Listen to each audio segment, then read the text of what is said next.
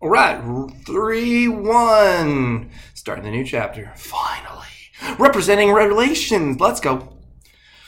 So we're going to talk about mapping first. Illustrates how each element of the domain is paired with an element in the range. Remember, that's x and y. So that can be done multiple ways. So it could be done with an ordered pair. So we'd have x and y would be like this. It could be put in a table where we have x and y separated out like that. We could also do a graph where we actually graph them. So we'd have x, y.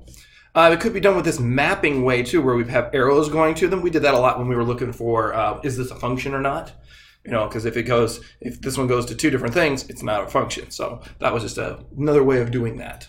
So an inverse is switching the coordinates in each ordered pair. More on that here. So inverse of a relation. The relation Q is the inverse of relation S. If and only if every ordered pair AB in S is ordered BA in Q. So if it looks like these, 0, 2, if all of them are done the same way, you know, then it goes to 2, 0, negative 4, 5 goes to 4, 5, then this is an inverse of this relation. All right, representing a relation. Express the relation 4, 3, negative 2, 1, negative 3, and so on as a table, a graph, and a mapping. So you'll have to go back in your notes to when you get to this problem. You'll have to go back to your notes and actually look at those things to make sure you can do that or know which one's which. So first we're going to list them in first column and then corresponding second column. So x and y to put all four of them in there. Then we'll put them on a graph. So we graphed all four of those points. So you would go like x, y, x, y, x, y, x, y. And then mapping. List the values as a set of x and y values in set y. Draw an arrow to the x value in the corresponding y value. So this is those two big circles. So we do it like this. Make a circle called x, make a big circle called y, or an oval, I guess. List all the x values and list all the y values. And notice that these two go to the same y value. So then determine the domain and range. Not really difficult. Domain is x, range is y. So you list them out. Make sure you list them out with these little squiggly bracket things in between them so they know that it is a set of numbers. A solution set is what we call those. So domain is the red, or is the x values and the y values. Notice there's only 4 here. We don't list negative 4 twice in the range.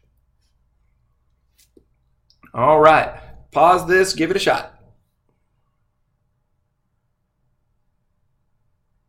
All right, so they want this one as a mapping. So we're going to check, you know, 3, 4, 5, and negative 1. Are those in the x value? 3, 4, negative 1. Nope, it's not that one. This isn't a mapping. This isn't a mapping. That's a mapping. 3, 4, negative 1. And then 2, 6, 2, sorry, negative 2, 6, 2, 3. So it's going to be C. All right, determine the domain and range of this relation. So this, I believe, the same numbers. Yep, 1, 2, 3. So same numbers. So the domain is going to be the x values, and the range is going to be the y values. So domain needs to be that 3, 4, 5, negative 1. 3, 4, 5, negative 1. And they did reorder them, and that's okay. And then range. So it's going to be A.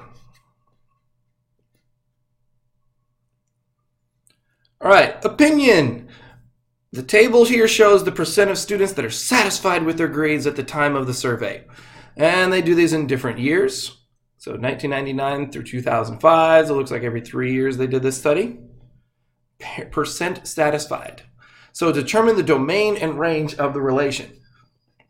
So you're going to use whichever one's listed first probably as the domain, or the controlled one is the domain. So whichever one we have control over lies in what year. So that'd be the independent variable is your domain, and your range would be the dependent variable. That's the one that changes depending on whatever circumstances are happening. So that's why domain ends up being the years and range ends up being the numbers that are satisfied. So then we're going to graph that data. So the values on the x-axis go from 96 to 2005. It's not practical to begin that scale at 0. So we don't really want to start at 0 because that would just be a really long line. Don't need to do that. Begin at 1996, and then every 3 years can be 1 unit on the grid. So actually, they did every other, so that's fine. The other thing, make sure you write out year and % satisfied so we know what we're doing. If it's just a bunch of numbers, we don't know what they represent. So the values from the y-axis need to be from 21 to 60. So in this case, it's probably okay if you do them every 10 to start at 0 and then go up to above that, so 70. So they looked at the numbers and go 21 to 60. So I can probably go 0 to 70, because usually you don't want to do more than 10 things on a graph as the most. And then they decided to use units of 10. So each box is going to be, or each grid line is going to be 10. So we graph all 4 points. Ta-da! So what conclusions might you make from the graph of the data? Well, we look at the graph. I don't know if they're going to put it over here. So the graph, they say the satisfaction increased from this and decreased from this. So, it increased from here and then decreased from here. That's really the only conclusion. Why? We don't know. They didn't give any more data. So that's really the only conclusion we can make is it goes up from here and down from here. All right. Pause this, give it a shot.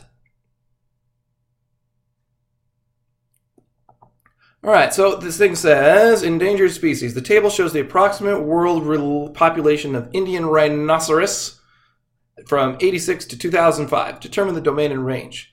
So we think the domain is going to be the one you can control, and the range will be the one you can't. So, or in this case, it's just going to be top and bottom. So the year is going to be our domain, and our range is going to be here. So domain 86, 96, that one looks good. Range is going to be the bottom. So just make sure you know which one's the one that moves is going to be the range. The one that's consistently moving. So every 4 years, that's the consistent one, even though this one's 6 and 2, whatever. But yeah, the one you can control. So C is your answer. Then they're going to want you to graph the data. Pause, go. Not the hardest one. So we have the years on the bottom for our x-axis, and y they are starting. Looks like you could go any way you wanted here. You could start it at 1,000, or you could start it at maybe 0 and go up by 500ths. I don't know. It depends on what you want to do. So it looks like D is going to be my best option here. So it goes from 1,000, 1,700, 1900, 21, 24. Easiest one. Careful, don't do this one because your x value goes on the bottom. So your domain is usually the x value and your range is here. So this one, they switched them and went sideways. So it's going to be D. So what conclusions can we do? Well, the population of the rhinoceros, yeah, this one, just read the graph. So it's going to go up all the time, or it's going to go down all the time, or they might be extinct. Who knows? So whatever you came up with would be B. Should be the correct answer. All right, inverse. This is the kind of new thing today. Express the relationship or the relations showing in the mapping set of ordered pairs, then write the inverse of the relation. So they're going to give you a relation here, and it could be in any format come your homework. Notice that 7 and 0 are in the domain, are paired with 2 things in the range. So they both are going to number 2. So our answer is going to be, so they don't want to then rewrite or then write the inverse. Oh, express the relation as a mapping as a set of relations. So our answer is going to be 5, 1, 7, 2, 4, -9, and 0, 2. Then the inverse of that, we're going to flip each one of these. So I'm going to switch these two. I'm going to switch these two. I'm going to switch these two. And I'm going to switch these two, because that's what an inverse is. And then we'll rewrite those down here. So this one ended up being here, and so on. Hopefully that makes sense. All right, your turn. Try this. Go.